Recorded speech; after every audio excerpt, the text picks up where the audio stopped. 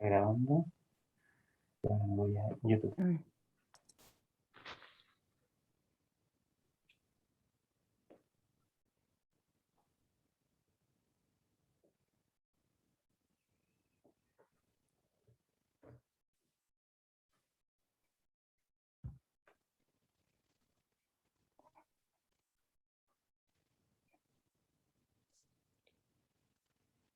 No puede ser.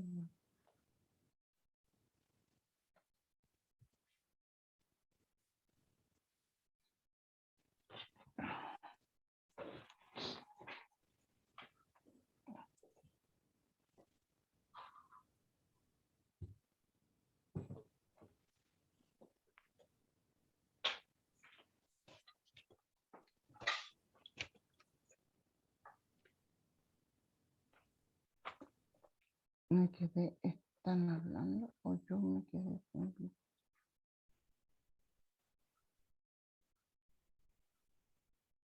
No escucho.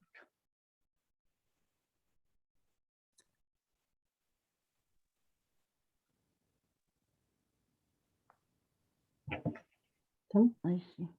Ya. Muy buenos días, señoras y señores. A nombre de la Facultad de Economía y Empresa de la Universidad Diego Portales y del Observatorio del Contexto Económico, les doy la más cordial bienvenida al conversatorio Situación Laboral de los Pueblos Originarios, Cifras y Evidencias. Comenzaremos con este conversatorio presentando los últimos resultados del enfoque laboral que aborda la situación laboral de los pueblos originarios en base a la encuesta CACEN. Hará esta presentación el director del Observatorio del Contexto Económico de la UDP, el señor Juan Bravo. Juan Bravo es economista, especialista en temas laborales, magíster en Economía de la Pontificia Universidad Católica de Chile, con mención en macroeconomía, logrando reconocimientos como el premio Raúl Iber Oxley al mejor egresado de la promoción y el premio a la excelencia académica del programa del Magíster. Juan se ha desempeñado como asesor en el Ministerio de Hacienda y como investigador senior en el Centro Latinoamericano de Políticas Económicas y Sociales de la Pontificia Universidad Católica de Chile.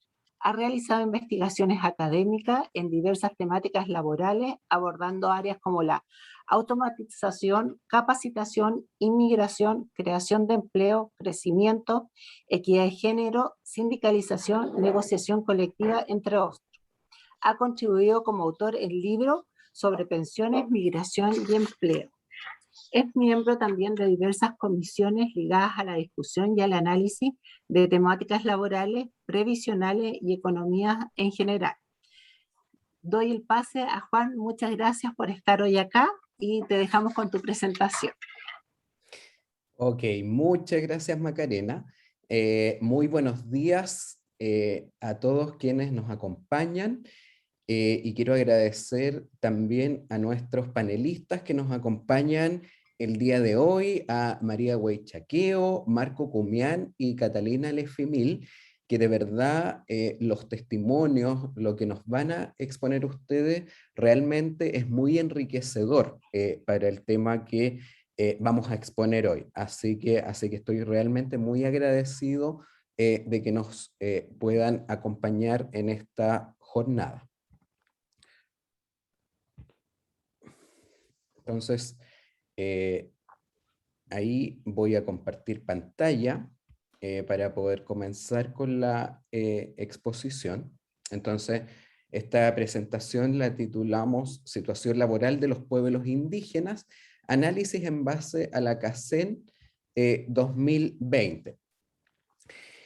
Y entonces justamente nosotros quisimos abordar este importante tema, muchas veces olvidado por la mayoría de los centros de estudio, particularmente los que tienen relación con temas económicos como es el nuestro. Y la verdad es que para nosotros como observatorio del contexto económico, que tenemos como visión ser referente y guía en la discusión nacional de la política económica y de las políticas públicas, La verdad es que nosotros creemos, y es un sello que queremos darle al Observatorio del Contexto Económico, que es necesario incorporar y estar comunicándonos y conocer la experiencia de las comunidades. Ahí ustedes ven políticas públicas hechas por muchos expertos y resulta que no le preguntan a nadie de las personas que tienen las experiencias y la vivencia sobre un determinado tema, y ahí tenemos desastres de política pública porque no se incorpora a las personas que efectivamente están viviendo esa problemática, esa realidad, y eso por supuesto que no puede ser, no podemos continuar con esas lógicas del pasado, y entonces este es un sello que nosotros queremos darle al observatorio que tiene que ver con este diálogo, con esta interacción entre lo que tiene que ver con la academia, la rigurosidad, ¿cierto? De la academia, pero siempre, siempre eso debe estar combinado con la experiencia práctica y con el diálogo, ¿cierto? Con las personas para las que se hacen políticas públicas. Así que por eso yo realmente estoy muy contento por esta oportunidad que tenemos hoy. Bueno, y entonces vamos a partir inmediatamente. Primero, los quiero invitar a quienes les interese este tema que pueden descargar el documento, el enfoque laboral número 4, que es donde abordamos este tema. Y ahí entonces tienen nuestras coordenadas, el sitio web, nuestro Twitter y nuestro Instagram, donde ustedes pueden entonces encontrarnos y estar permanentemente recibiendo nuestra información. Y por supuesto donde pueden contactarnos, ¿cierto? Por cualquier motivo, lo que ustedes necesiten contactarnos, nosotros usualmente respondemos muy, muy rápido. Así que todos bienvenidos a poder seguirnos y a contactarnos. Muy bien, entonces ya entrando en materia directamente con las cifras, lo primero que hay que mostrar como un antecedente de este tema es que la tasa de pobreza en los pueblos originarios es persistentemente mayor a la del resto de la población. Nosotros conocimos hace pocas semanas atrás, ¿cierto?, las últimas cifras de la encuesta CACEN, y lo que nos mostraron es algo que ya veníamos viendo desde siempre, ¿cierto?, que la tasa de pobreza de los pueblos originarios es más alta que la del resto de la población. Esta vez no fue la excepción. La tasa de pobreza de los pueblos indígenas fue 13,2%, mientras que en la población no indígena fue de 10,5%.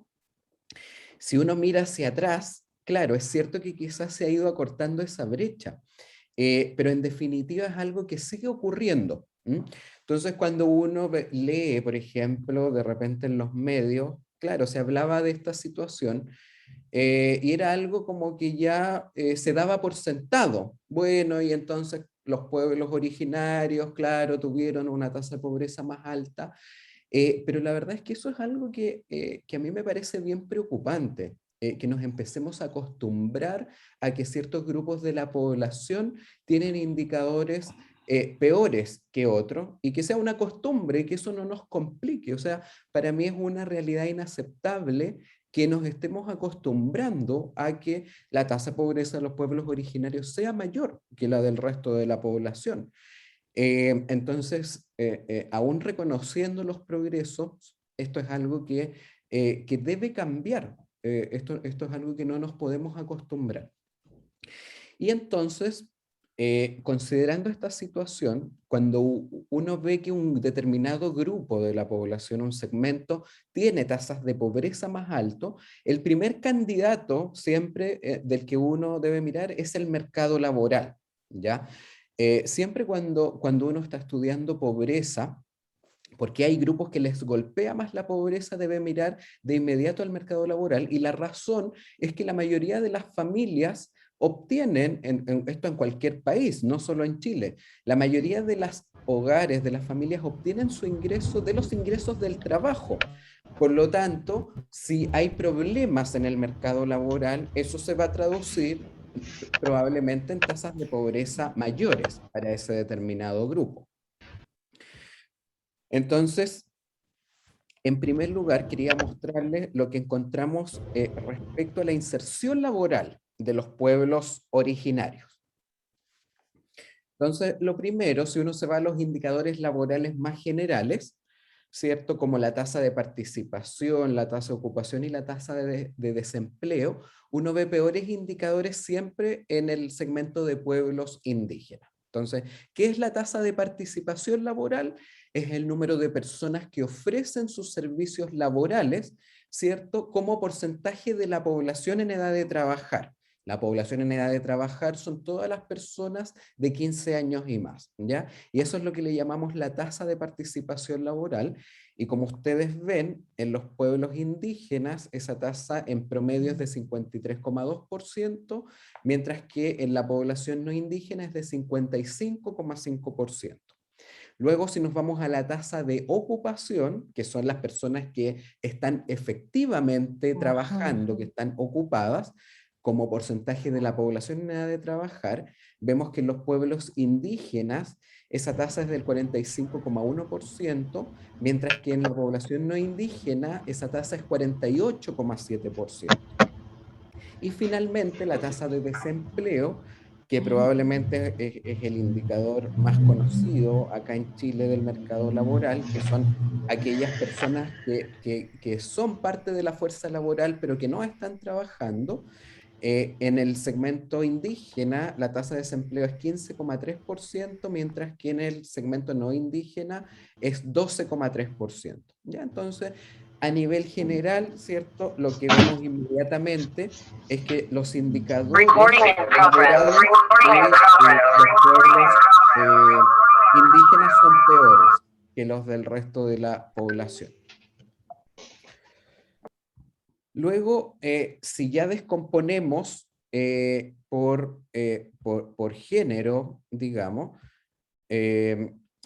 lo que vemos es que en materia de tasa de participación laboral, las brechas de género son similares tanto en el segmento de pueblos indígenas como en el resto de la población. Estamos hablando de una diferencia de alrededor de 19 puntos porcentuales de mayor participación laboral de los hombres que las mujeres en ambos segmentos. O sea, ahí no vemos una diferencia relevante entre los pueblos indígenas y no indígenas.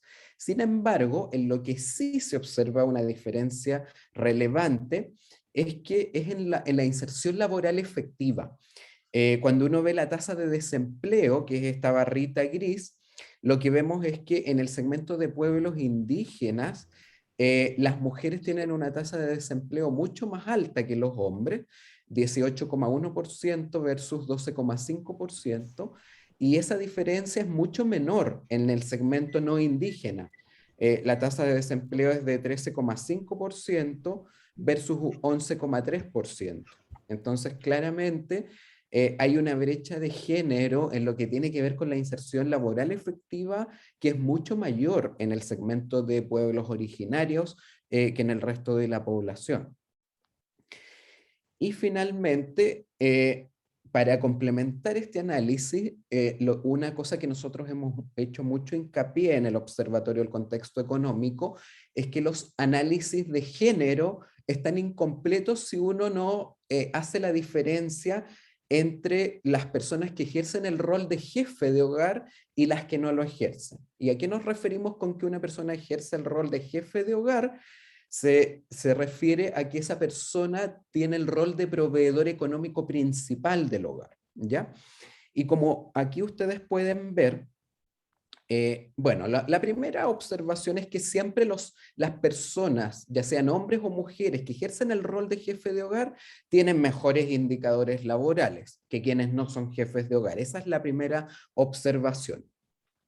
Pero cuando uno ya ve la diferencia entre los pueblos indígenas y los no indígenas, lo que uno ve es que las mujeres que no son jefes de hogar en el segmento de pueblos indígenas tienen los peores indicadores laborales de todos los segmentos, incluso que las mujeres que no son jefes de hogar, pero que no pertenecen a pueblos indígenas. Entonces, y aquí tenemos indicadores que son realmente brutales. La tasa de desempleo de las mujeres indígenas que no son jefes de hogar llega al 25%. O sea, 1 de cada 4 está desempleada. La tasa de ocupación, menos del 30%, 28,2%. Y una tasa de participación laboral también realmente baja, inferior al 40%. O sea, aquí claramente, si bien los pueblos indígenas en general tienen peores indicadores laborales, la verdad es que claramente aquí tenemos un segmento prioritario en lo que tiene que ver con inserción laboral, que son las mujeres que no son jefas de hogar y que pertenecen a pueblos originarios.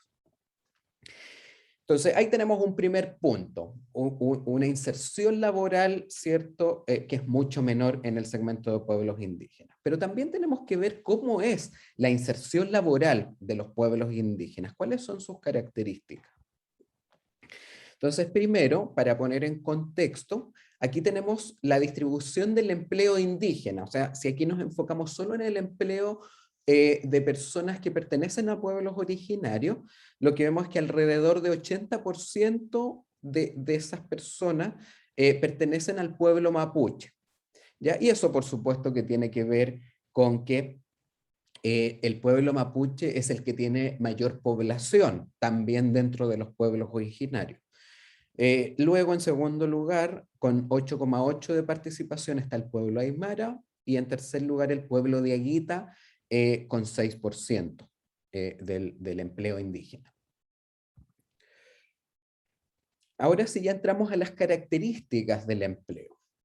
Entonces, lo primero, un indicador que siempre es muy importante y que tiene relación con las características de precariedad laboral, es la tasa de ocupación informal. Y ahí vemos claramente que la tasa de ocupación informal del segmento de pueblos indígenas es claramente mucho más alto que la del resto de la población. En los pueblos indígenas la tasa de ocupación informal alcanza el 32,6%, mientras que en la población no indígena ocupada esa tasa es del 27%. O sea, tenemos una diferencia de casi 6 puntos porcentuales de mayor tasa de ocupación informal en promedio. Y ahí destaca particularmente lo que ocurre con el pueblo aymara, que tiene una tasa de ocupación informal extraordinariamente alta del 38,3%. Entonces ahí tenemos otra característica que es bien relevante, ¿cierto? Que tiene que ver con cómo es esta inserción laboral de pueblos originarios. Y eso está ligado bastante estrechamente al tipo de empleo que se ejerce.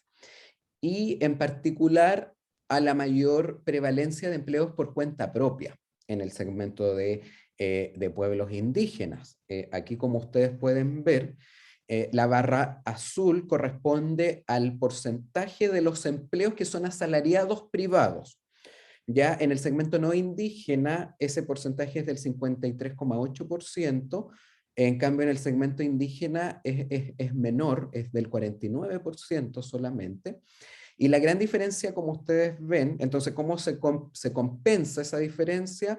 Es con la cuenta propia. En el segmento de personas que no son indígenas, solo 23,7% de los empleos fueron cuenta propia, mientras que en el segmento indígena fue 28,1%. O sea, esa diferencia de mayor tasa de ocupación informal, en este caso está directamente ligada a una mayor prevalencia de empleos por cuenta propia, de acuerdo a los análisis que hicimos nosotros en este informe. Luego, otro elemento que es muy importante tiene que ver con el sector, que los sectores que son las fuentes más importantes de trabajo para las personas. Y aquí entonces, si uno separa la población que pertenece a pueblos indígenas y al resto de la población que está en esta torta de la derecha, la gran diferencia está en lo que ocurre en la rama agropecuario silvícola pesquera. Si bien la rama comercio es la fuente más importante de empleos, tanto en la población indígena como en el resto de la población, se fijan, en ambos segmentos el comercio es la rama más importante en materia de empleo. La gran diferencia está en lo que ocurre con la rama agropecuario silvícola pesquera. En los pueblos indígenas, esa rama es la segunda más importante como fuente, ¿cierto?, de generación de empleos, mientras que en las personas que no pertenecen a pueblos originarios es la sexta más importante. Y ahí está la mayor diferencia en lo que tiene que ver, ¿cierto?, en materia de ramas de actividad económica. Y esta diferencia tiene consecuencias, no da lo mismo. ¿Por qué? Porque como se sabe, ¿cierto?, los sectores, los ingresos laborales que se pueden obtener en los distintos sectores es bastante heterogéneo. Una persona que trabaja en la minería, por ejemplo, logra obtener ingresos laborales muchísimo más altos que una persona que trabaja en el servicio doméstico, en sectores de servicios de comida o en el sector agropecuario, silvícola y pesquero, que es el cuarto de menores ingresos laborales. ¿Ya? Cuando uno analiza los ingresos de la ocupación principal en la CACEN.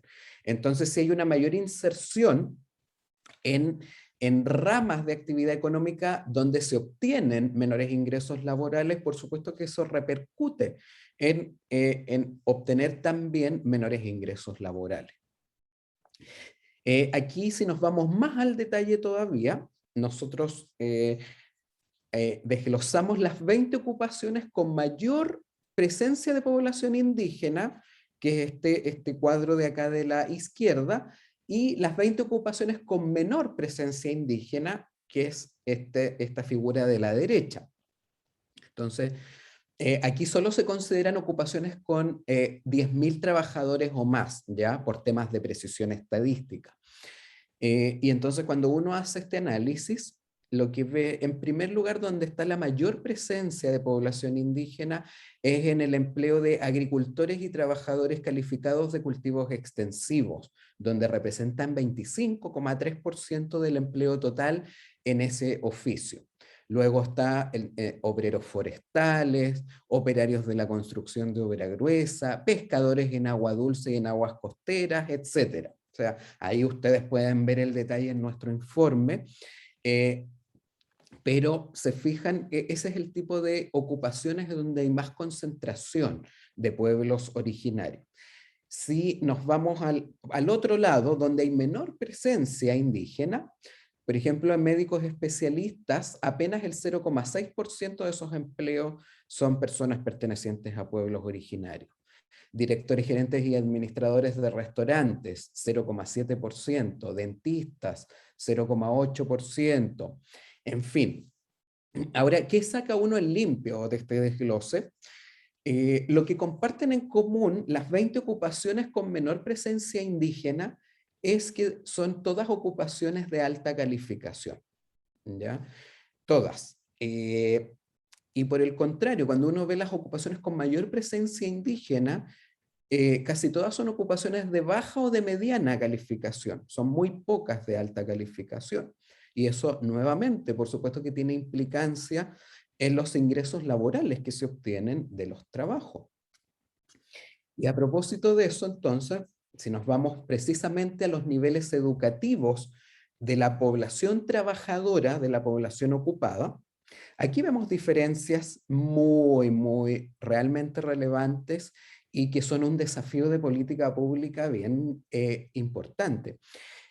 Aquí tenemos la distribución del empleo por nivel educativo de los trabajadores. La barra azul es el porcentaje de trabajadores con educación superior completa. Y en el caso de la población no indígena, casi el 37% de los trabajadores cuenta con educación superior completa. En cambio, en el segmento indígena, solo el 23,3% cuenta con educación superior completa. Si nos vamos moviendo hacia arriba, mientras más arriba es más bajo el nivel educativo del trabajador. Se fijan, ahí va ganando proporción esos ocupados en el segmento indígena.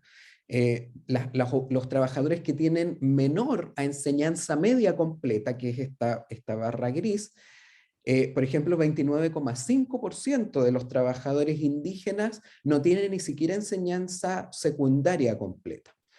En el segmento no indígena, ese porcentaje solo es del 22,7%. Entonces, claramente hay diferencias también muy relevantes en cuanto al nivel educativo. Los trabajadores con educación superior completa son muchísimos menos en porcentaje en el segmento indígena.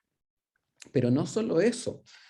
Si aquí ya nos enfocamos en los trabajadores que tienen educación superior completa, además el subempleo por calificaciones, que son aquellas personas que tienen educación superior completa, pero que no ejercen empleos de alta calificación, sino que están, a pesar de tener educación superior completa, ejercen empleos de baja o de mediana calificación. Si ustedes se fijan, la tasa de subempleo por calificaciones además es más alta en el segmento indígena, es de 29,1%, mientras que en el segmento no indígena es de 24,8%. O sea, además de que en el segmento de trabajadores indígenas hay un porcentaje significativamente menor de personas con educación superior completa, entre quienes tienen educación superior completa, además, acceden menos a empleos de alta calificación. Y eso, por supuesto, que nuevamente repercute en los ingresos laborales de las personas.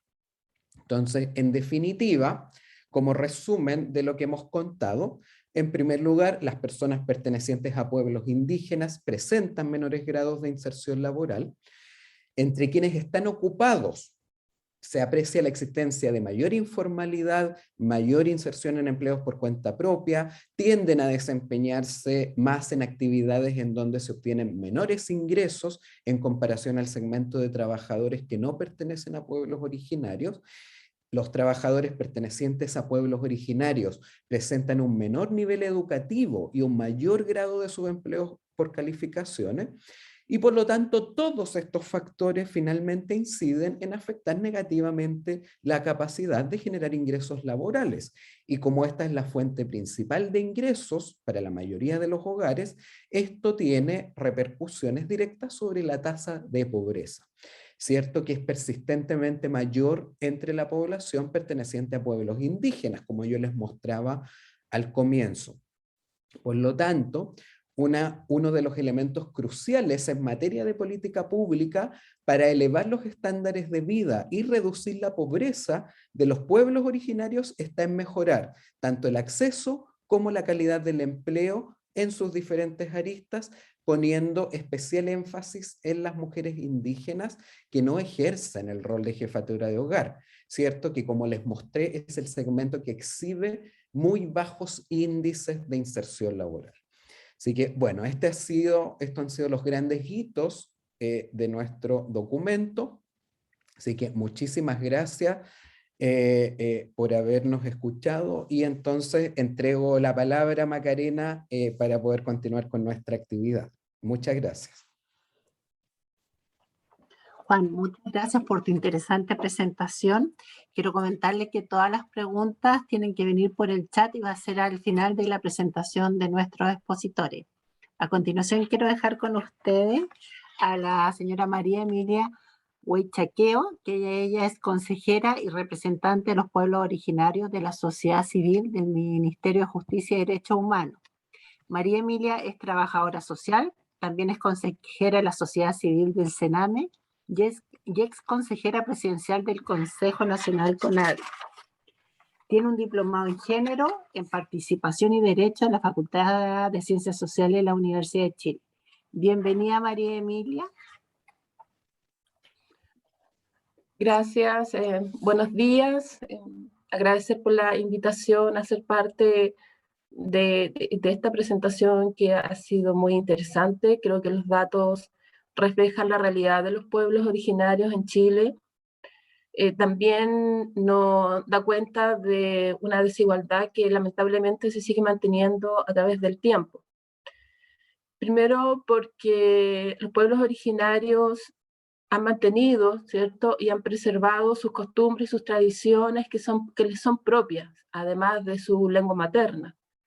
Y bueno, y a través del tiempo en este ir y venir desde lo rural a lo urbano, desde lo que es el territorio a la ciudad, ya hoy en día nos encontramos aproximadamente con 4, inclusive podríamos decir con 5 generaciones de familias indígenas, ya, que recién ahora podemos hablar que estas nuevas generaciones tienen real oportunidad de estudios ya sea de educación media, ¿cierto? Y en la educación media, de hecho, tenemos aún muy bajos porcentajes de estudiantes indígenas, por ejemplo, en liceos emblemáticos.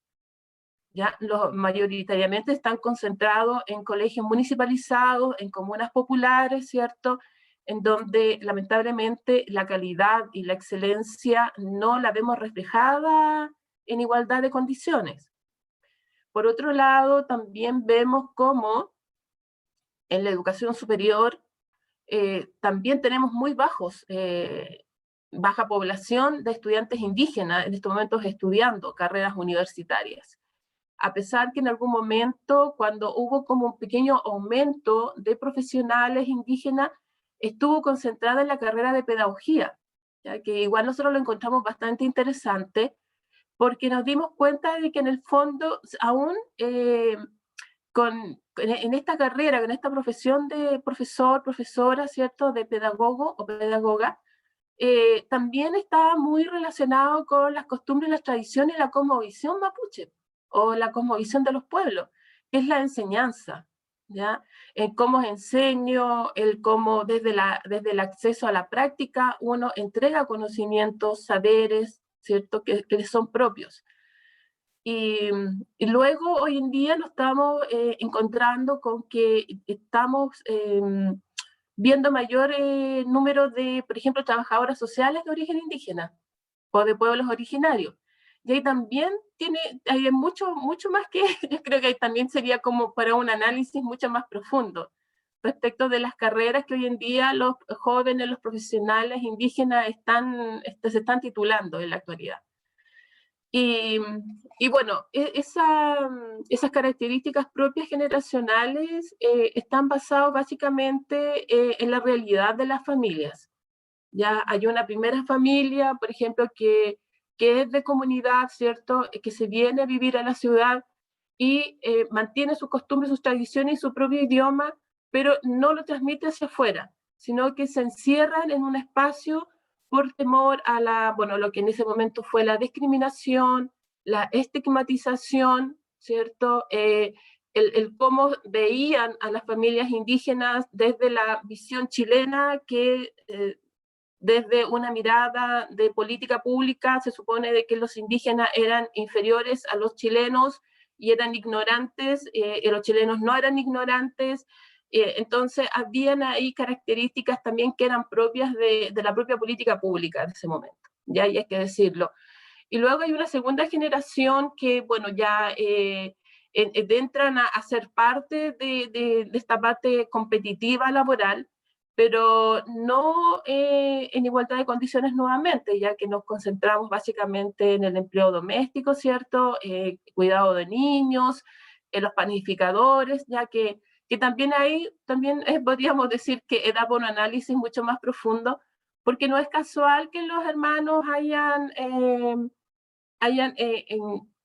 entrado en este rubro, en este oficio de panaderos, ¿ya? Dado que en las comunidades, ¿cierto?, y en las familias indígenas siempre el tema de la preparación de los alimentos o del pan es muy importante y relevante. De hecho, es un acto muy simbólico en la cultura de los pueblos, ya que el amasar, ¿cierto?, en este caso preparar la masa, el amasar, luego llevarlo al horno o llevarlo al fogón donde están las brasas listas para que se pueda cocer el pan, y luego el esperar que el pan esté listo, ¿cierto? Entonces es como un ritual que es propio de los pueblos.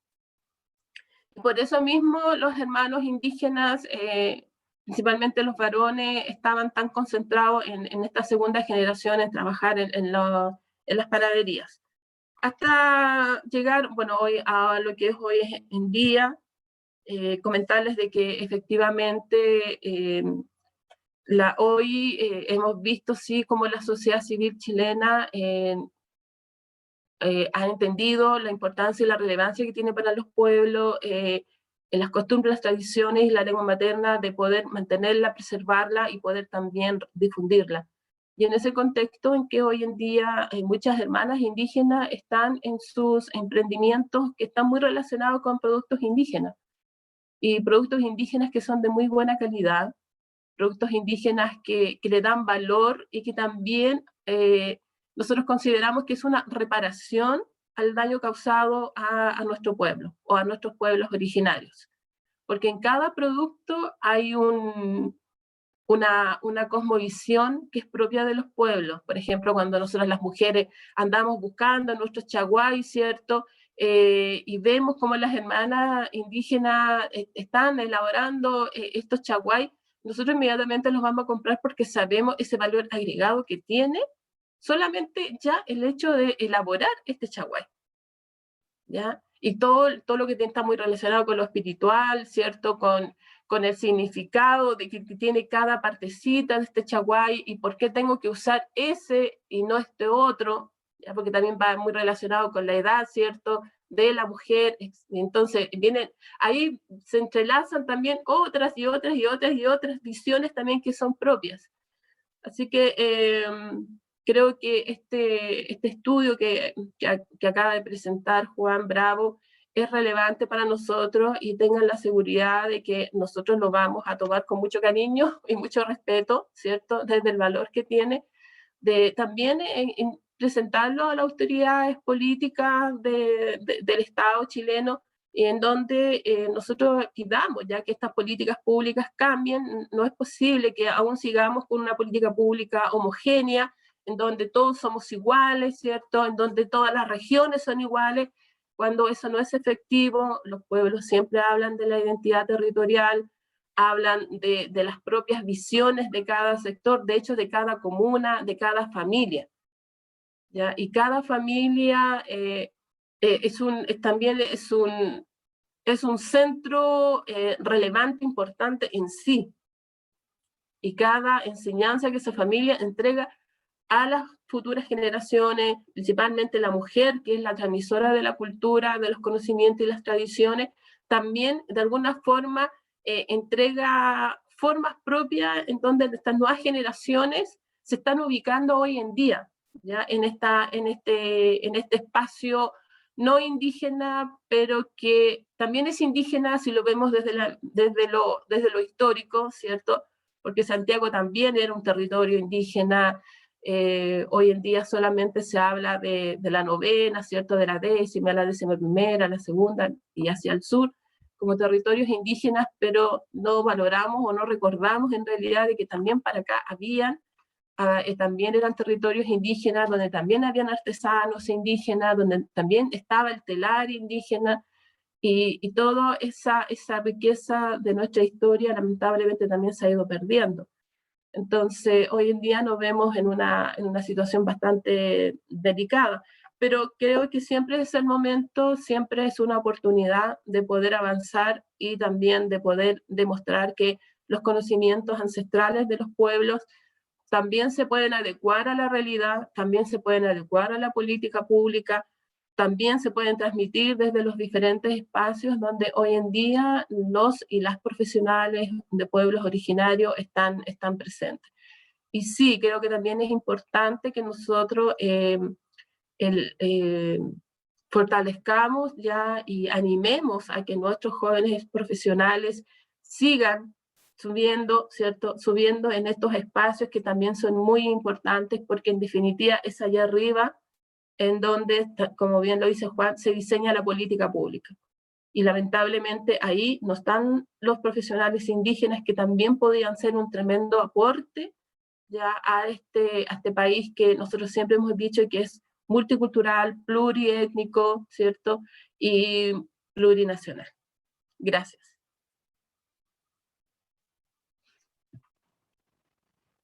Muchas gracias, María Emilia, por tu presentación, muy interesante. Son temas que no todos conocemos, así que yo creo que nos has dado un gran conocimiento de lo que es toda la parte más de los pueblos originarios. Bueno, a continuación quiero dejar con ustedes al señor Marco Cumián. Él es el encargado de la línea Microeconomía Indígena del programa Pueblos Originarios de la Ilustre Municipalidad del Bosque. Marco es cientista político de la Universidad Alberto Hurtado y está interesado en los temas de pueblos originarios, asociatividad y políticas públicas. Bienvenido, Marcos.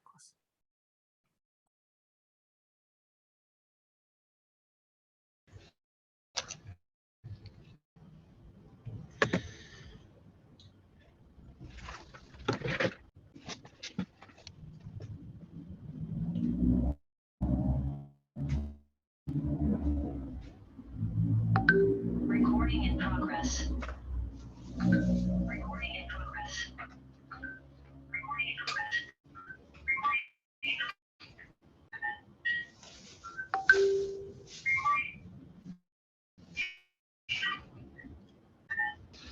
Justo el internet tiene que estar mal hoy día. Aló. Hola, ¿me Marcos. escucho? Sí, Marcos, te escuchamos. Yo me imagino que estás preparando para mostrarnos el video, que es bastante interesante, pero te escuchamos bien y estamos viendo donde tú estás ubicado también. Estoy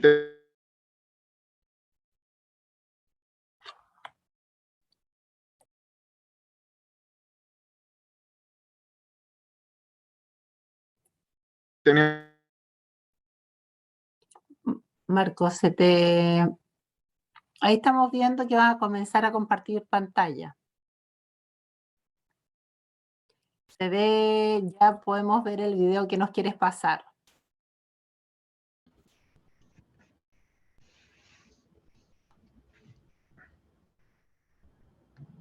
Aló, disculpen, ¿me escuchan? Sí, te escuchamos bien, Marco, y tenemos en pantalla el video que nos quieres pasar. Sí, perfecto. Disculpen que justamente no sé por qué hoy día, pero he tenido muchos problemas de internet. Desde el wifi de acá del programa me conecté, no pude desconectarme bien ahí, le estoy compartiendo desde mi celular a mi computadora. Entonces, bueno, antes de empezar la presentación como tal, quisiera mostrar el videito que habíamos acordado, que es uno de los trabajos que nosotros realizamos acá desde el programa de Pueblo Originario. Y ahí vamos a explicar un poquito más la línea. Me gustaría, para hacer toda la presentación, estar con Catalina, ir conversando en conjunto a medida que voy presentando. Entonces, primero coloco el videito y después me gustaría Marco, se nos pierde de repente el hacer la audio. presentación igual en conjunto con Catalina.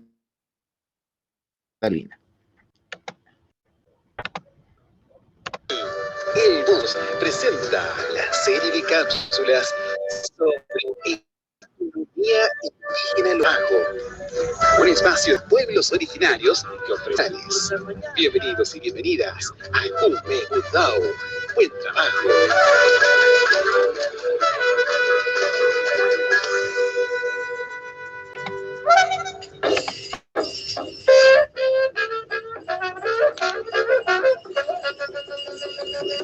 Hola, buenas tardes. Mi nombre es Miriam Cariqueo y este es mi emprendimiento. Les presento mi cafetería ambulante, que quiere decir café del bosque en la lengua mapuche.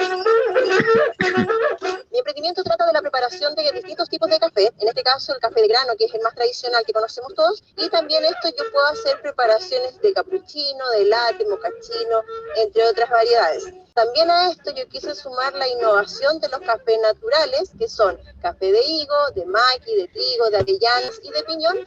También en la preparación americana, que es el café con agua, y también capuchino y latte. Estas preparaciones yo las desarrollo acá con mi máquina expreso.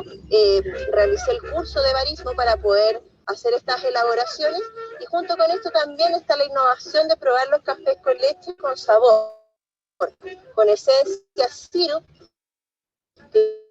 Tengo distintas variedades sabores, por ejemplo, vainilla, frutilla, chocolate, entre otras.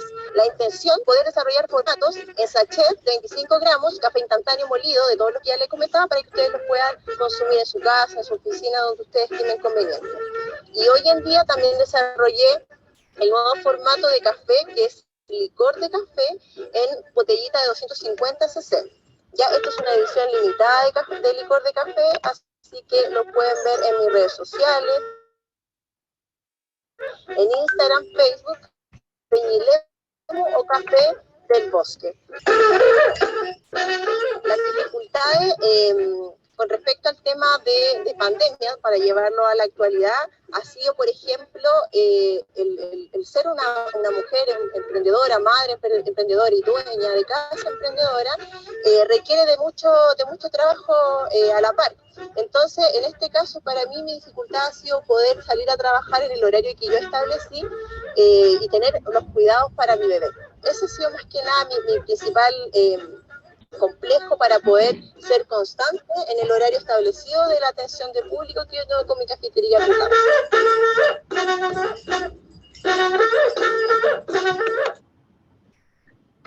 Son varios factores para poder mantener. Bueno, eso fue una parte del video de lo que nosotros hacemos como programa, y ahora me gustaría empezar la exposición como tal.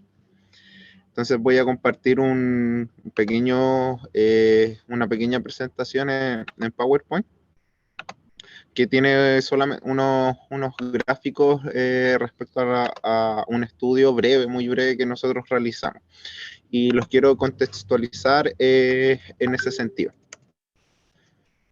Nosotros como programa de pueblo originario realizamos un estudio en consideración a un programa de capacitación que se realizó, en donde estuvo la Lamien Catalina Lefimil en ese mismo programa, y por eso es que también está invitada a esta exposición. El programa de capacitación fue financiado por una instancia pública, en este caso fue el Gobierno Regional Metropolitano, mediante un FNDR, donde ha sido, si es que no estoy mal, la primera o una de las primeras iniciativas enfocada en inversión cultural, por decirlo.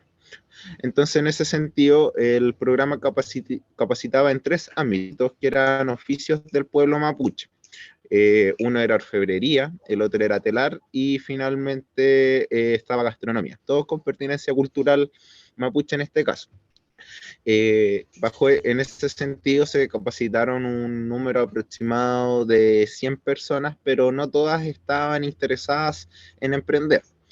Entonces, dentro de ese grupo de 100 personas se aplicó una encuesta, pero al final más de las 100 personas el universo se redujo a 85, y de esos 85 personas solo un número aproximado de 45 personas fueron las que contestaron, porque las otras, y pasa mucho, que algunas también sienten desconfianza, si es que no saben quién le está aplicando la encuesta, prefieren no responder, o ya de lleno no les gusta este tipo de situaciones y prefieren, y lo dicen, prefieren no responder en realidad, mantener más que nada su privacidad. Entonces, en ese sentido, es que realizamos este estudio. Entonces, creo que se ve la pantalla sin problemas. Como dije, la encuesta la aplicamos un número de 45 personas aproximadamente dentro, y aquí nos damos cuenta de un dato muy importante, al menos en la comuna. ¿Qué es lo que sucede? La mayoría de los emprendimientos la mayoría de las personas que trabajan o tienen relación con algún emprendimiento, el 95.6% es mujer. El otro, y nos damos cuenta acá, nosotros después vimos la respuesta detalladamente, y en realidad solo era un hombre dentro del universo de emprendedores, solo era una persona hombre, la mayoría acá era mujer. Después pasamos a lo que es como una característica socioeconómica en este caso nos guiamos por el registro social de hogares y vemos que la mayoría de nuestra población se concentra entre el 0 y el 40% en el registro social de hogares respecto a su situación de vulnerabilidad. Y, por ejemplo, aquí o ya no tienen información, que es como el 15.6% que no conoce su registro social de hogares, o pertenece hasta máximo el 70%, porque desde ahí hacia adelante no hay ninguna persona que supere el 70% en su registro social de hogares. Marco, disculpa, Acá, no, las después láminas no igualmente están esta pregunta pasando. las desglosamos, vimos las respuestas personales de cada una de las personas y nos dimos cuenta que la mayoría de nuestras Lamien aparte de ser mujer, es jefa de hogar en su mayoría. Marcos, perdona que te interrumpamos, lo que pasa, como decía Y Juan, ahí Marcos, le sigue la misma línea, aparte de ser la jefa de hogar, es la como jefa de hogar, es la proveedora de su hogar, en ese sentido. Finalmente, y acá lo podemos un poco ver con lo que ponía Juan, vemos que aquí en el mayor nivel que se alcanza de nivel educacional es la enseñanza media completa. Le sigue después la educación superior y finalmente está la media incompleta.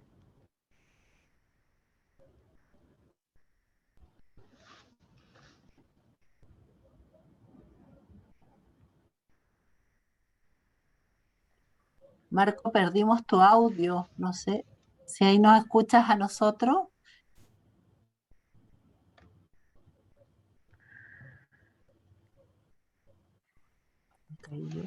No. No sé si se ve la diapositiva de casualidad. No, se vio solamente la portada, Marco, y las otras no Pero bueno, pasaron. para terminar un poquito ya,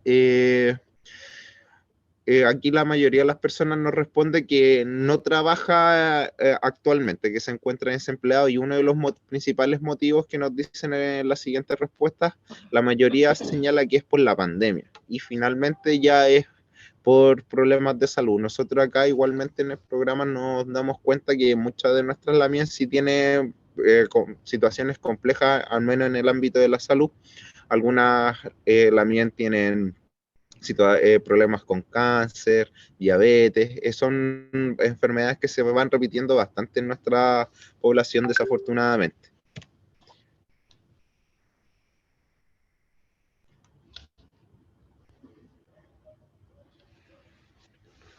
Bueno, finalmente ya nosotros como tuvimos programa de capacitación, nos pudimos, una de las preguntas que nos interesaba igual era si es que dentro de esa capacitación que recibieron las personas, pudieron desarrollar algún trabajo o algún microemprendimiento. En ese sentido, nos dimos cuenta que la mayoría no ha podido desarrollar un trabajo con pertinencia cultural, sino porque un 60.6% no ha desempeñado un trabajo con pertinencia cultural, solo un 39.4% lo ha logrado. Y acá otra de las cosas que nos parecía interesante es que la mayoría de nuestros beneficiarios no se encuentra formalizado. De las personas que respondieron la encuesta, solo una persona indicó estar formalizada, las demás pertenecen a la categoría informal de microemprendedoras. Finalmente, les preguntamos si es que han logrado realizar un emprendimiento según el oficio en el que se capacitó, y un 41% nos responde que sí, que ha logrado hacer un oficio, o sea, que ha logrado generar un emprendimiento con el oficio que estudió, pero un 59% nos indica que no. Y acá el rubro que mayormente se lleva, que tiene más emprendedores, es el rubro de la orfebrería mapuche. Si bien dentro de los 3 emprendimientos que se enseñaron acá en el programa de capacitación, que fue textilería, otra orfebrería y finalmente gastronomía, de los 3, el que igual uno en base a la experiencia y puede ver el que más genera ganancia es la orfebrería mapuche.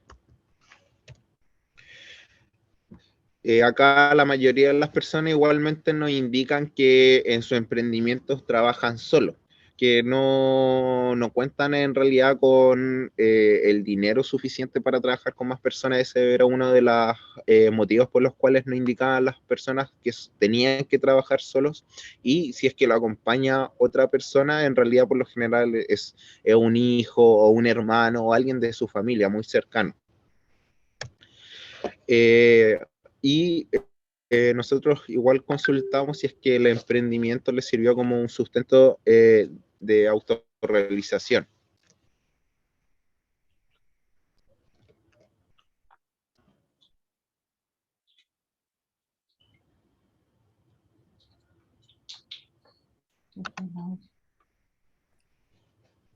Marco, perdimos un poco tu audio o ya vas finalizando con tu presentación, van a trabajar con Catalina para...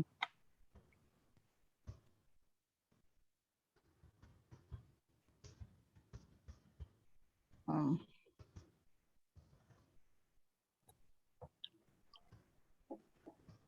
Sí, Marco dice que está con problema de internet, entonces no sé si les parece que pasemos a Catalina para que ella pueda contarnos de su experiencia. Bueno, finalmente ya para ir terminando la exposición, que me indican que no se ven las láminas, es por un tema de internet, no sé, justo el día de hoy tengo muy malo el internet, entonces no se ha podido ver bien la presentación, pero les voy comentando igualmente.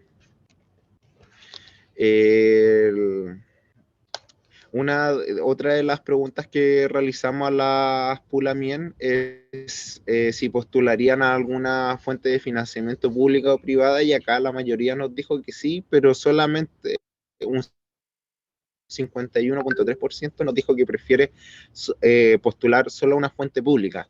Y en base ya más al conocimiento nos damos cuenta que esto se debe igual por un tema de crédito o a una fuente de postulación, estos requisitos, y muchas de nuestras también me han comentado que tienen dificultades en ese sentido. Entonces, por lo mismo es que privilegian postular una fuente de financiamiento pública. Finalmente, ya como una de las últimas preguntas, y esto ya lo hicimos en base más al contexto de pandemia, quisimos preguntar cuál era el manejo de las redes sociales que ellas tenían.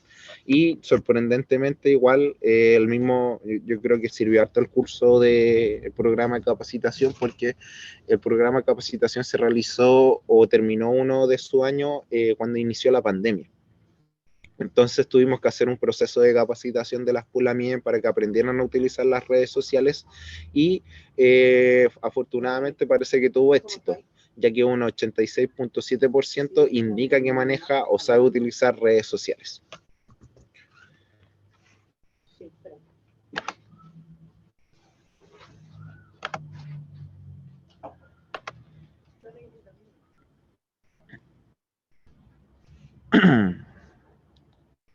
Bueno, eso sería la presentación, al menos por mi parte. Me gustaría más conversar un poquito con Catalina, compartir un poquito más, aterrizar esta experiencia, que ella nos cuente un poco de su vivencia, tanto en el programa y como emprendedora o futura emprendedora. Mari Pulamien, Mari Compuche.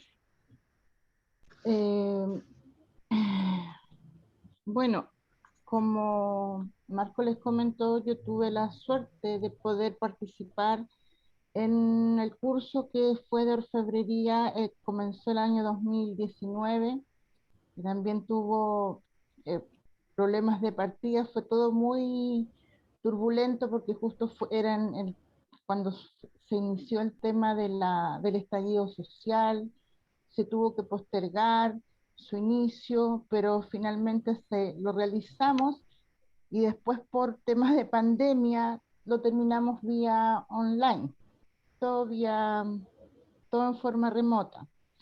Pero eso no le quitó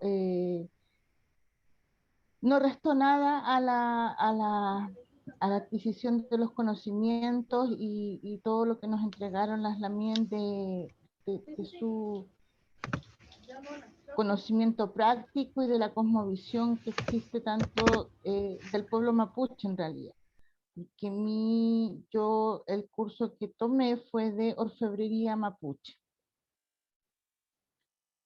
Y bueno, en base a ese curso, todo este tema de la pandemia, yo creo que en lo personal a mí me afectó porque yo soy cuidadora de mi madre, quien sufre de una demencia vascular y ya está en un estado avanzado. Esto, con el tema de la pandemia, me sorprendió en el sur, que es la casa que tenían mis padres cuando ellos vivían allá, y nos quedamos allá. Nos quedamos allá por un tema de resguardo de la salud de mi madre. Y me impidió eso, me impidió esa situación continuar con lo que yo me había propuesto, que era el tema de orfebrería mapuche, trabajar en ello, ya que no tenía herramientas, no tenía materiales y estaba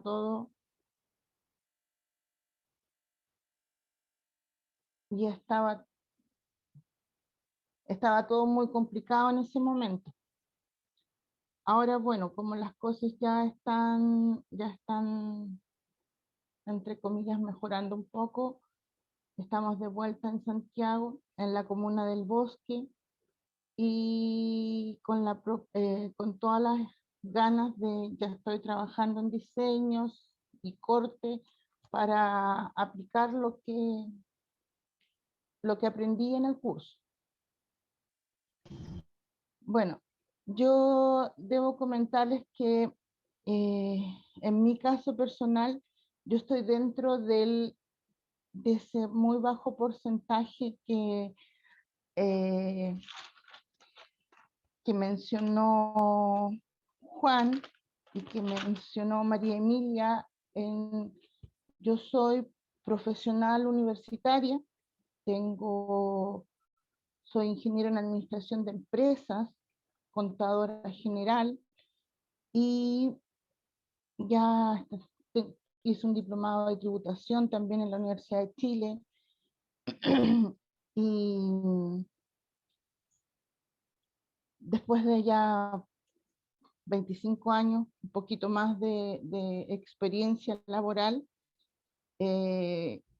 estoy dejando, quizás no de lado, porque van a haber cosas que siempre van a estar en mí, voy a ser siempre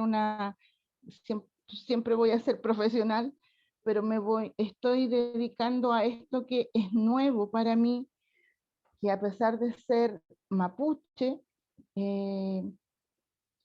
como decía María Emilia, no me fue traspasada ningún tipo de información de parte de mis padres por el mismo tema a modo de protección, por lo que ellos vivieron como mapuches, toda la discriminación que ellos vivieron. Y descubrir a estas alturas de la vida ya, que uno tiene, que aunque no se hayan cultivado antes o no se hayan entregado antes estos conocimientos ancestrales, realmente uno como mapuche lo trae, yo creo, en la sangre, en los genes, no sé, porque despierta más el haber participado en este curso de orfebrería mapuche. Me revivió muchas cosas que yo sentía, muchas curiosidades que sentía, pero que no sabía cómo enfocarlas. Y ahora ya estoy en esto, me ha significado empezar nuevamente, pero con mucho gusto, porque es es lo que quiero hacer, es lo que me quiero dedicar. Primero partió por una necesidad, porque como comenté, soy cuidadora de mi madre, a pesar de ser profesional y a pesar de todo, lamentablemente, como muchos indicadores lo muestran, la población indígena ya tenemos menos menores ingresos, y además el hecho de ser mujer nos deja sobre una brecha aún más baja. Entonces, el trabajar y pagar a alguien para el cuidado de mi madre no me resultaba a cuenta. Y en esa situación comencé a buscar qué hacer, y apareció este mágico y maravilloso curso para mí, que la verdad es que además de significar una fuente de ingresos, me ha significado aprender a hacer las cosas con un amor, con mucho amor. No es que antes no hiciera, no amara mi trabajo, siempre dije, hago las cosas lo mejor, doy el 100 o doy el 1000% siempre en las cosas que hago, pero son cosas muy distintas, de venir de trabajar en un área completamente, ¿cómo decir? Un poco quizás más fría, la parte numérica, los números son o no son, las cosas cuadran o no cuadran, a trabajar en algo en que uno puede aplicar o interpretar a las personas, interpretar los sentimientos, interpretar su nacimiento, interpretar muchas cosas, es muy distinto, es muy distinto. Siempre soy bien responsable en mis cosas, en mis trabajos y todo, siempre lo fui, pero este es un trabajo que es algo que nace del corazón, es algo que uno no lo tiene que pensar, lo tiene que sentir, que es muy distinto a lo que era mi profesión, bueno, que va a ser siempre mi profesión.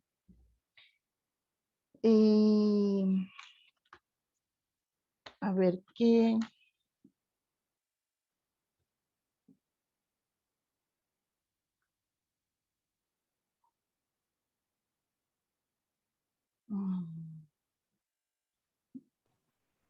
Bueno, la idea era que hiciéramos una interacción con Marco en esta situación, pero como no logramos, él no sé si me está escuchando o no se logra comunicar. Catalina, la verdad que Marco está con problemas de internet, nos comentó, pero igual tu experiencia ha sido súper valiosa para esta exposición, ¿verdad? Conocer que también como María, que han logrado tener sus profesiones, ¿verdad? Que tal vez son la parte minoritaria de los pueblos originarios que han sacado una profesión más reconocida, pero que también forman parte de sus etnias, que han logrado, como tú dices, con el trabajo, conocer algo más propio de ti y poder empezar a desenvolverte en otra área laboral que es bastante interesante, el tema de la orfebrería, que muchas admiramos, ¿verdad? Entonces, ha sido bastante interesante toda tu exposición. Yo le agradezco tanto a Marco, que el tema de internet, yo creo que desde que estamos en pandemia ha sido un problema para todos, o sea, no es algo que uno pueda controlar. Y lo tuyo, Catalina, también agradecerte todo el sentimiento que has puesto en tu exposición. Tenemos una pregunta, bueno, Arena, igual les mandan muchos saludos y agradecimientos por esta exposición. Y tenemos una pregunta que dice así, que es de Gabriela Roja. Dice, Saludos a cada uno de los expositores. Dice la pregunta: ¿en qué medidas proponen los expositores para incorporar la perspectiva interseccional en todo el ciclo de políticas públicas y el Estado? Esto incluyendo las necesidades de los pueblos indígenas y su especificidad.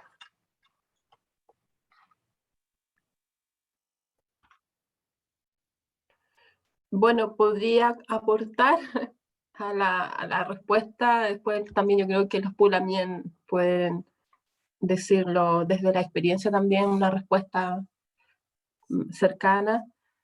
A ver, yo creo que es importante señalar de que y disculpándome si a alguien le molesta lo que voy a decir, pero para nosotros los oficios ancestrales son nuestra profesión, porque son parte de nuestra identidad y de nuestros territorios, ¿ya? Y son parte también, o son propios de las características propias de nuestras comunidades, de nuestras familias y de nuestros padres. Como bien lo decía Catalina Lefimil, ¿ya? Nosotros somos un ser que vienen de otro ser, y nosotros somos producto de toda una realidad de una historia, pero también tenemos desde la historia de nuestros ancestros, de nuestras abuelas, de nuestros abuelos. Y por lo tanto los oficios para nosotros son por una profesión. Y tal vez lo que debiéramos iniciar es un diálogo cercano con las universidades en donde se reconozcan precisamente estos conocimientos ancestrales para ir viendo cómo estos conocimientos se van incorporando a ciertos contenidos o a ciertos ramos que son propios de las diferentes carreras, ¿ya? Desde las carreras de la mirada académica me refiero. Ya, yo creo que ese podría ser un primer acercamiento en donde tanto el conocimiento ancestral como el conocimiento académico se puedan unir. Ya no estoy diciendo que se junten, sino que se puedan unir en un diálogo común para que podamos, ya en este caso, tener una real participación en lo laboral. ¿Ya? Yo creo que inclusive hasta un carpintero podría dar clases en una universidad, porque con toda esa experiencia, con todo ese conocimiento que viene de sus padres, podría enseñarle perfectamente a un arquitecto o a un constructor civil. Entonces, creo que no debiéramos sentirnos alejados de nuestra realidad. Las universidades pueden hacer un tremendo aporte también a cambiar esta mirada que se tiene, ¿ya? Respecto de que si tú tienes un estudio, que si tú tienes un título, que si tú tienes, por ejemplo, dónde estudiaste, dónde estás trabajando, ¿ya? Yo creo que esa sería una forma de iniciar que tengamos una sociedad en donde todos nos podamos realmente conocer y reconocer desde las diferentes experiencias que cada uno tiene. Y lo académico acá tiene mucho que aportar, que decir y que también colaborar, ¿ya? Porque, por ejemplo, este proyecto que logró ganarse la Oficina de Pueblo Originario de la Comuna del Bosque, que es una comuna con una alta población indígena, hoy en día, por ejemplo, lo hubiera certificado la Universidad de Diego Portales, tengan la seguridad que el nivel, ya, el nivel académico ya es mirado de otra manera. No sé si se entiende. Y así también, por ejemplo, lograríamos que la Lamien Catalina Lefimil tuviera una profesión más, que es de orfebrería. Así que yo creo que de esa manera tenemos que ir trabajando lo intersectorial, desde cómo nosotros nos reconocemos unos con otros, nos valoramos y también aportamos desde nuestros propios conocimientos.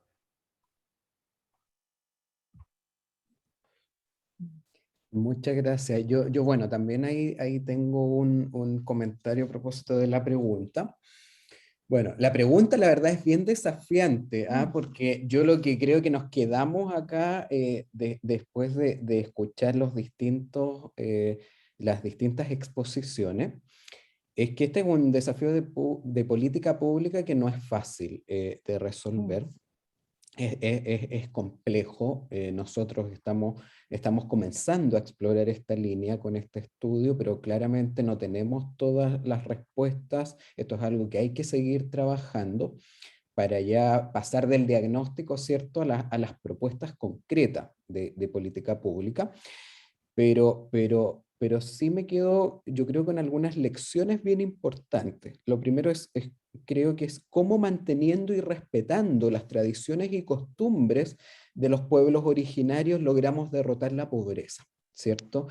Aquí no se trata de pasar a llevar las tradiciones, las costumbres, para lograr ese objetivo, sino que cómo conciliando, ¿cierto?, ese respeto por las tradiciones de los pueblos originarios, logramos derrotar la pobreza, porque es importante, por supuesto, derrotar la pobreza, porque la pobreza significa no poder satisfacer necesidades más básicas, digamos, de las personas, y en ese sentido la pobreza es un flagelo. Entonces ahí creo que el gran desafío, ¿cierto?, es cómo manteniendo y respetando esas tradiciones logramos cumplir con ese objetivo.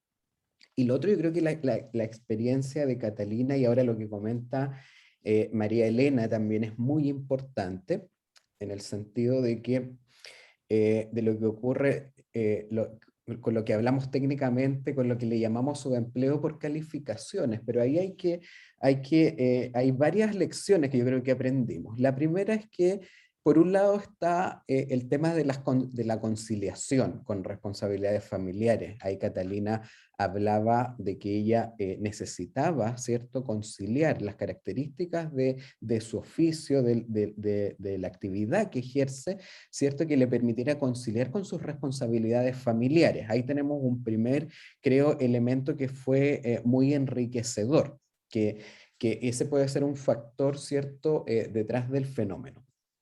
Pero también, ¿cierto?, aquí hay que entender qué ocurre a nivel, ¿cierto?, de la cosmovisión de los pueblos originarios, y ahí María Elena comentó algo muy importante, que los oficios ancestrales son la profesión de los pueblos originarios.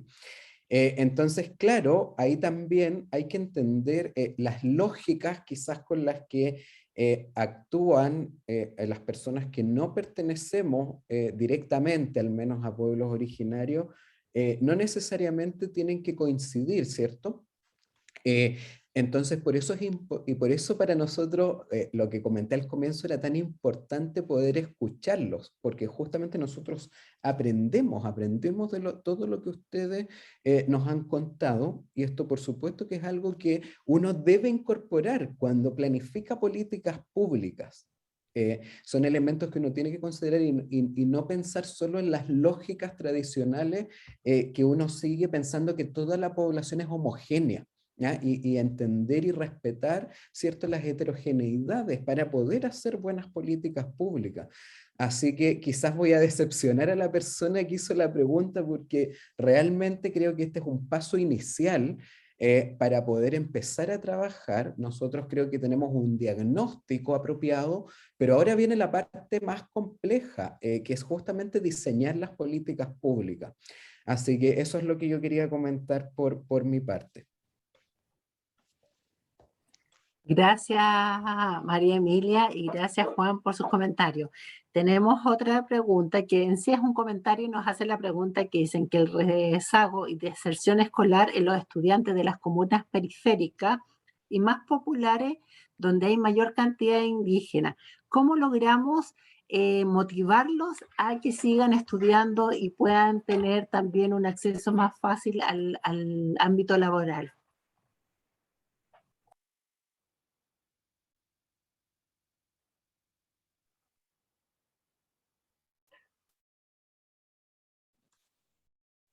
No sé si la mía Catalina quiere... ¿No? A ver, la realidad de las comunidades es bastante... Son realidades diferentes, y esa es la verdad. Y sí es cierto de que en las comunidades hay un alto número de niños y niñas y jóvenes indígenas, ¿ya? De hecho, la mayor población joven está en la población indígena, más que en la chilena. También es un estudio que salió hace un tiempo atrás.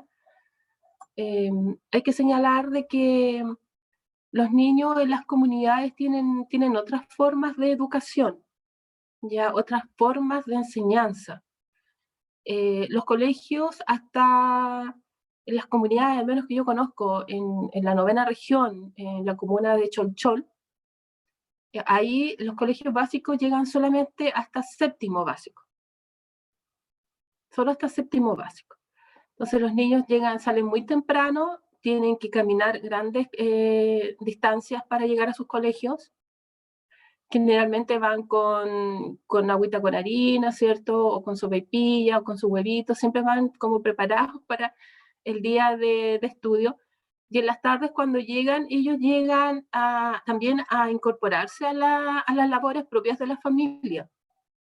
Ya sea ir a ver a los animales, ¿cierto? Cuidarlos o guardarlos también en los corrales, darles sus alimentos. O sea, no es la misma vida que se vive en Santiago. Y es más, o sea, de hecho, cuando son distancias muy largas, hoy en día los propios, los dueños de estos colegios, que son por lo general particular subvencionados, están trasladando a los niños hoy en día en furgones. Y bueno, como llega hasta 7º básico, ya los niños después tienen que salir de sus comunidades, salir de sus territorios, si quieren seguir estudiando. Ese es el tema. ¿Ya? Entonces tenemos a niños que quieren seguir estudiando, estamos hablando de niños. O sea, yo no sé si alguna de acá aceptaría que su hijo de, no sé, de 13 años se fuera por toda una semana fuera de su hogar a estudiar a un internado al pueblo. Esa es la pregunta que nosotros también deberíamos hacernos. Yo lo personal no lo haría, como madre. Entonces, de ahí bajan, obviamente, que vamos teniendo problemas o dificultades en que los estudiantes indígenas terminen la educación media. Y yo estoy hablando solamente de un sector, de una comuna, de un sector rural de la 9ª región. Tendríamos que mirar hacia el norte también qué está pasando, que posiblemente la realidad sea muy parecida.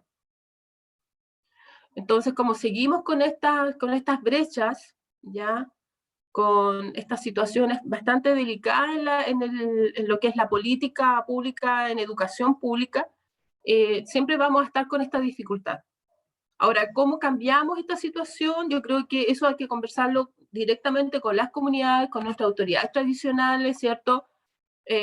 Para ver cuáles son las mejores formas de poder implementar una política pública efectiva en donde los niños, las niñas y los jóvenes indígenas logren terminar una educación básica completa, una educación media, y que inmediatamente tengan el pleno derecho a ir a estudiar una carrera universitaria. Porque tengan la seguridad que ellos van a volver a sus comunidades, van a volver a sus territorios y van a querer aportar al desarrollo de ese territorio y de esa comunidad.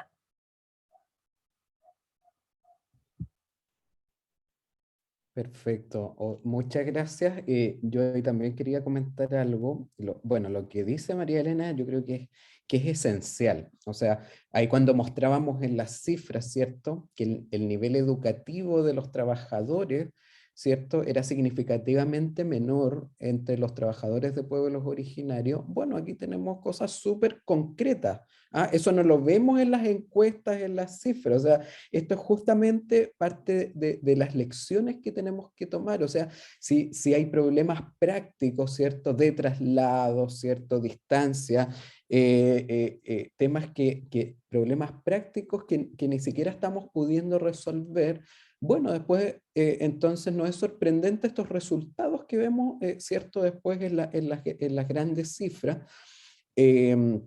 Ahí en Twitter teníamos también algunas preguntas. Pablo Julio me preguntaba por qué la tasa de pobreza, si bien es más alta entre los pueblos indígenas, había bajado, se había reducido la brecha. Bueno, probablemente una parte de la explicación, ¿cierto?, tiene que ver con que sí ha habido de todas maneras mayor mayor acceso a niveles educativos por parte del segmento de pueblos originarios, pero aún así sigue siendo insuficiente. O sea, tenemos que seguir avanzando en eso para seguir reduciendo esas brechas, ¿cierto? Pero justamente este tipo de problemas prácticos son los que tenemos que resolver. Hay mucha población indígena que vive en áreas rurales, ¿cierto? Entonces son elementos que son muy relevantes si queremos aspirar, ¿cierto?, a un mayor nivel de capital humano de la población indígena, ¿cierto? Y por lo tanto que eso, como sabemos, eso después repercute, por supuesto, en el mercado laboral, ¿cierto? Y en las posibilidades finalmente de derrotar la pobreza. Yo quisiera hacer un comentario también respecto al tema. Yo siento que hay mucha diferencia también entre lo que es la situación de los pueblos originarios en una situación ciudad, digamos, Santiago, en relación a lo que es en la zona, hablamos de la 8ª región hacia el sur, que hablamos de la población rural y la población urbana. Yo creo que ahí hay mucha diferencia en, si yo estoy en el sur, la situación o el reconocimiento de las etnias existe, pero en una zona urbana como Santiago sigue habiendo discriminación como un desconocimiento o un no reconocimiento de los orígenes de este país. Y en esa situación, tanto la parte educativa, la parte formativa, son muy distintas. Acá, en la ciudad, en la zona central o en la región metropolitana, existe discriminación aún hacia las personas de origen étnico, sean mapuches, diaguita.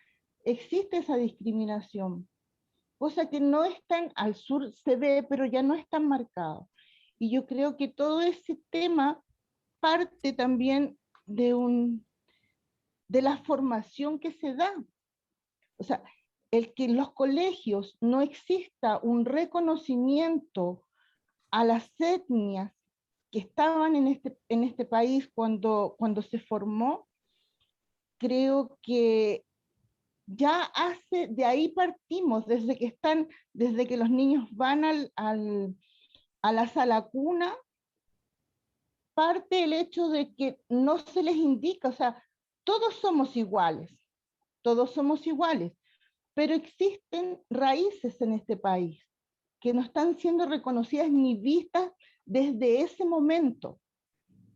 Porque si un niño nace sabiendo que existen mapuches, todos somos chilenos, pero existen diferentes etnias, existen diferentes formas de ver la vida, nadie lo enseña, nadie lo visibiliza.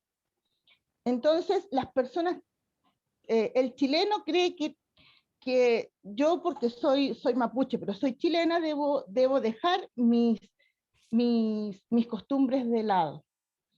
Entonces, ese es para mí partimos desde la cuna con el tema de la invisibilización de nuestras etnias para de ahí para adelante no ser reconocidas en nada. O sea, siempre vamos a estar bajo porque no nos ven. Eso. Muy interesante los comentarios que nos han hecho. Yo creo que es una enseñanza también para todos ir conociendo un poco más de nuestros pueblos originarios, el respeto que se les tiene que tener, como tú dices, que no haya una discriminación. Bueno, yo les quiero también contar que acá en la universidad, sobre todo en la Facultad de Economía y Empresa, tenemos varios alumnos de etnias originarias, así que también para nosotros es un orgullo que estén estudiando o control de gestión o ingeniería comercial y auditoría, que son las áreas que nosotros manejamos en esta facultad. Así que, y se titulan, y la verdad es que ya entran a un proceso laboral, como todos queremos que puedan desarrollarse, la verdad. Bueno, les quiero agradecer a Juan como director, a María Emilia, a Marco, a Catalina por haber estado hoy día en este conversatorio, y también a todas las personas que estuvieron presentes en el conversatorio de la situación laboral de los pueblos originarios. Muchas gracias, se los agradezco a nombre de la universidad, de la facultad y del contexto económico de la Universidad Diego Portales. Muchas gracias a todos por haber estado. Muchas gracias. Por la Un gusto estar invitación. con ustedes. Que estén muy bien. Nos vemos. Nos vemos. Chao. Gracias. Muchas gracias. Disculpen los problemas del internet, que estén bien. Me Gracias. huele bien. Corto.